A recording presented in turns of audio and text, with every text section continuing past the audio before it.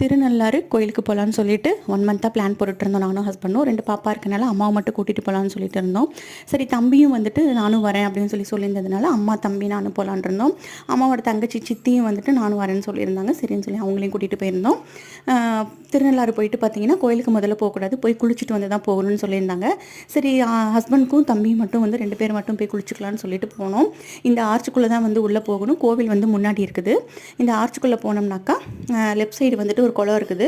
அங்கே போய் குளிச்சுட்டு நம்ம ட்ரெஸ் எல்லாம் கழட்டி போட்டு வந்துட்டு 3 பேருக்கு வந்து சாப்பாடு வாங்கி தர சொன்னாங்க. 3 பேருக்கு 2 பேருக்கு இந்த மாதிரி சாப்பாடு வாங்கி தர சொன்னாங்க. அங்கேயே வந்து சாப்பாடு வந்து இந்த சில்வர் கப்பில் போட்டு விற்றுட்ருக்காங்க. ஸோ ஹஸ்பண்டும் தம்பி வந்து போய் குளிச்சுட்டு ஒரு ட்ரெஸ் துணி கழட்டி போட்டு வந்துட்டு சாப்பாடு வாங்கி இவங்க தம்பி ஒருத்தருக்கும் ஹஸ்பண்ட் ஒருத்தருக்கும் கொடுத்துட்டு தேங்காய் ஒன்று வாங்கி உடைக்கணும்னு சொன்னாங்க. தேங்காய் ஒன்று வாங்கி உடைச்சிட்டு கோயிலுக்கு போய் சாமி கும்பிட்டுட்டு வந்துட்டோம்.